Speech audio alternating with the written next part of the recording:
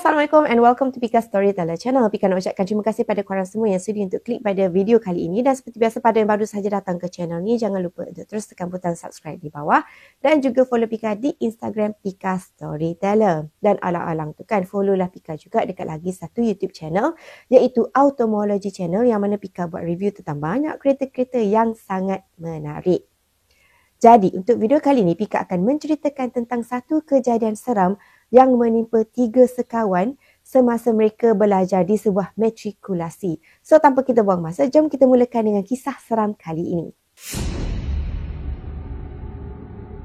Sebagai permulaan, dalam kisah kali ini ada 3 watak utama yang korang kena kenal. Yang pertama adalah Aida, yang kedua adalah Nora dan yang ketiga adalah Mimi. Mereka bertiga ni memang bersahabat baik dan mereka ni kalau pergi ke mana-mana pun memang selalu bertiga. Mereka ni sebenarnya merupakan seorang pelajar dekat sebuah matrikulasi yang terletak dekat Selangor. Cuma dalam kisah kali ini, Pika tak boleh nak reveal lah apa nama matrikulasi diorang tu di atas sebab-sebab tertentu. Okay, so berbalik semula kepada kisah diorang ni. Kebiasaannya, diorang ni memang suka sangat keluar bila waktu weekend. Dan matrikulasi dia ni ada curfew hours. Untuk pengetahuan korang, curfew hours ni merupakan waktu last lah bila student tu kena masuk sebelum Pak Gad ni kunci pintu.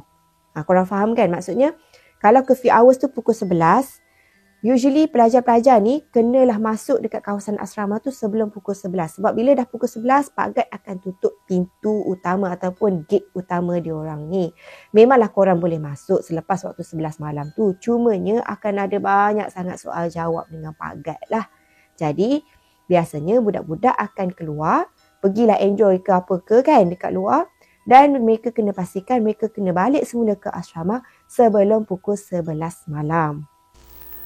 Bila bercerita pasal asrama kan, kata Aida ni kalau dekat kawasan matrikulasi ke kawasan mana-mana yang ada asrama ni, biasanya memang ada banyaklah kisah-kisah seram kan. Termasuk jugalah kawasan matrikulasi diorang ni. Kata dia, dekat matrikulasi dia ni ada 2 benda seram yang selalu berlaku. Yang pertama mungkin benda-benda yang berkaitan dengan dunia mistik, okey, benda-benda seram. Dan yang kedua adalah dekat kawasan matrikulasi diorang tu selalu sangat ada case flashers. Dia panggil case flashers sebab flashers tu sebenarnya adalah orang yang suka flash, lelaki yang gila tut kan. Yang mana dia suka pergi dekat asrama budak perempuan. Lepas tu dia suka tunjuk flash, flash. Macam buka seluar ke, buka baju ke, tunjuk dekat budak-budak ni. That's why lah orang panggil orang tu yang gila tut tu kan sebagai the flashers. Sebab dia suka flash barang dia. Okay. So, berbalik semula kepada kisah 3 sekawan ni. Adalah satu weekend ni, dia kata masa tu hari Sabtu malam. Esoknya hari Ahad kan, diorang ni pergilah keluar, melepak dan sebagainya, enjoy dekat luar, tak ingat dunia. Lepas tu sedar tak sedar, waktu mereka balik tu dah pun lebih daripada pukul 11 malam, lebih pada curfew hours. Tapi diorang ni macam, bagi Pika macam budak-budak yang agak nakal jugalah kot. Sebab diorang ni memang tahu, dekat matrikulasi diorang tu ada 3 pintu utama. Tetapi selalunya, salah satu pintu tu akan ada yang tak kunci, iaitu jalan dekat-dekat dengan jalan belakang. So, 3 orang ni, diorang tahu yang kalau diorang dah lepas waktu curfew hours pukul 11 malam tu, mereka tak akan lalulah jalan yang lagi 2 tu sebab mereka akan gunakan jalan belakang ni untuk mengelakkan daripada berjumpa dengan Pak Gad. So, bila mereka sampai je dekat gate yang ketiga ni, sekali diorang nampak dekat luar gate tu ada satu van jenazah yang parking betul-betul dekat tepi gate tu. So, salah seorang daripada diorang ni pun cakap lah macam ni. Dia kata, seram pula bila tengok van jenazah ni kan. Tiba-tiba je ada dekat sini malam ni. Lepas tu lagi seorang kawan dia iaitu Aida ni pula. Dia ni bagi Pika jenis yang mulut agak lepas lah.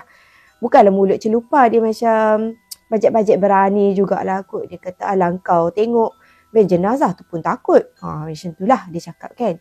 Jadi yang lagi seorang ni pula, Mimi ni, terus terdiam lah sebab dia macam tak sukalah bila si Aida ni bunyi dia macam agak, bukanlah kata kurang sopan, tapi macam mulut dia terlampau lepas sangat cakap benda macam tu kan.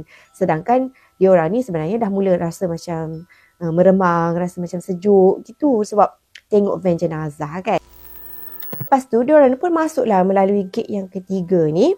Dan pada masa yang sama jugalah, si Aida yang mulut agak lepas tu tadi, dia ni kata, weh, aku rasa macam nak terkencing sangat lah weh.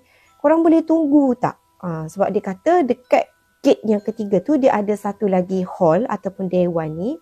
Dan dekat hall tu of course lah ada tandas kan. Jadi Aida ni kata dia nak pergi ke tandas dekat hall tu lah untuk buang air kecil. Sebab kata dia memang tak tahan sangat untuk berjalan pergi ke asrama. Dia lagi sanggup pergi ke hall tu untuk buang air kecil terus dekat situ. Sebab memang dia kata dia tak boleh nak tahan sangat. Memang nak terkencing sangat lah si Aida ni.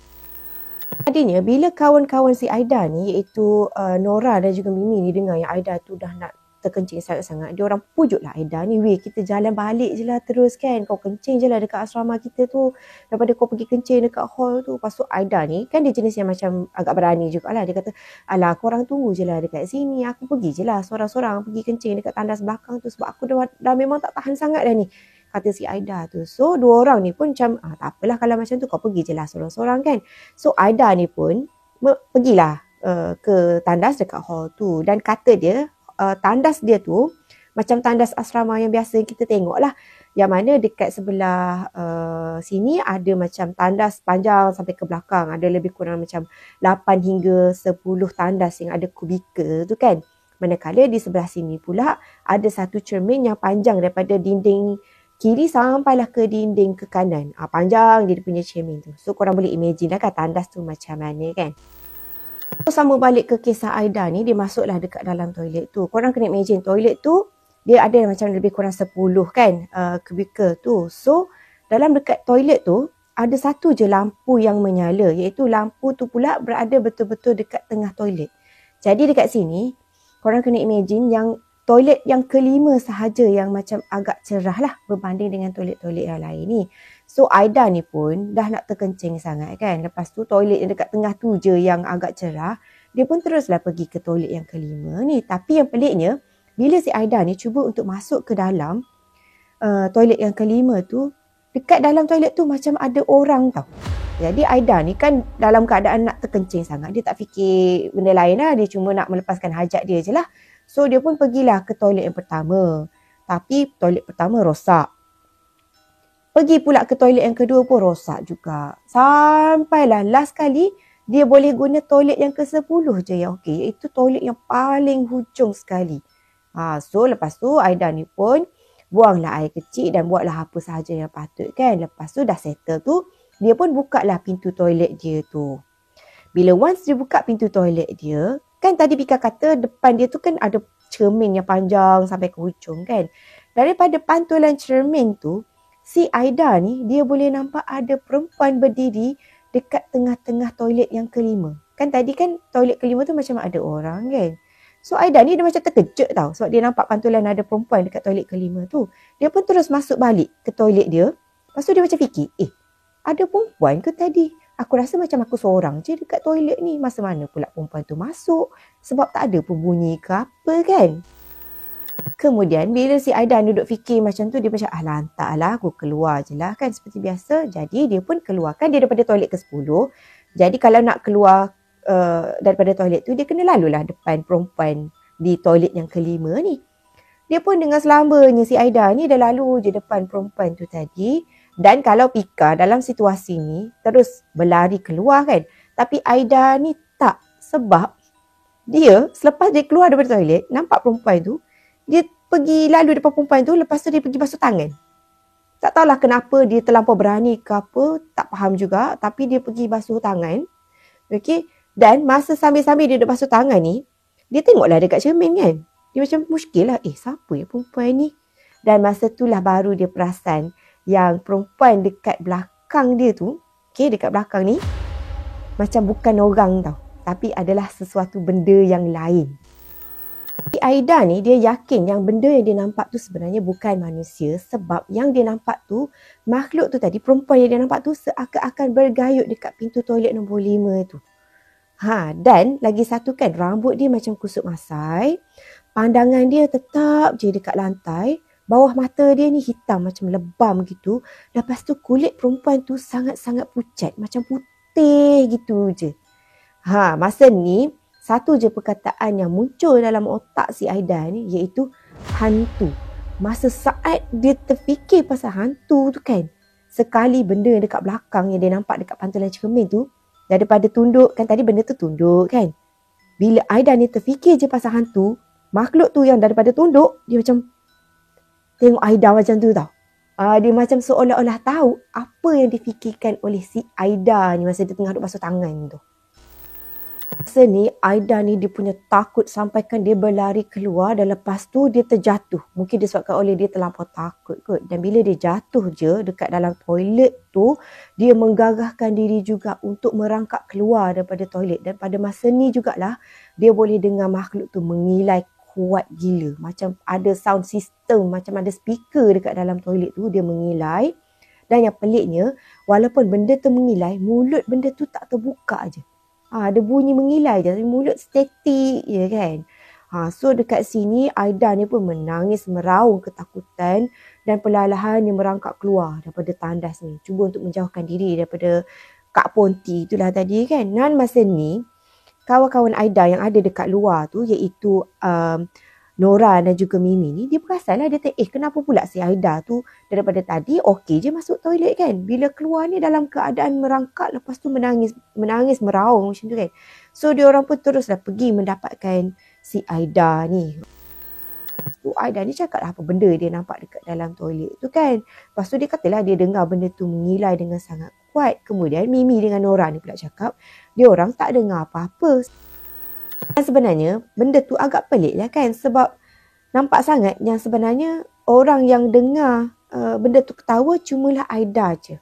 Walaupun kuat macam pakai speaker pun, tapi sebenarnya Mimi dengan Nora dekat luar ni tak dengar apa-apa pun. So dipendekkan cerita, lepas tu Aida ni dia punya mungkinlah terlampau takut kot, sampaikan dia jadi macam lemah semangat. Okay. So dia ni terpaksalah kena balik berubat cara kampung disebabkan oleh dia terkejut dengan benda yang dia nampak tu kan. Bila once dia dah okey apa semua, bila dia balik semula ke matrikulasi, barulah dia buka cerita dekat kawan-kawan dia ni apa yang dia nampak dan sebagainya lah. Sebab katanya dia tak nak menakut-nakutkan kawan-kawan dia yang lain yang ada dekat matrikulasi tu, sebab benda yang dia nampak tu terlampaulah hodoh, terlampaulah menakutkan.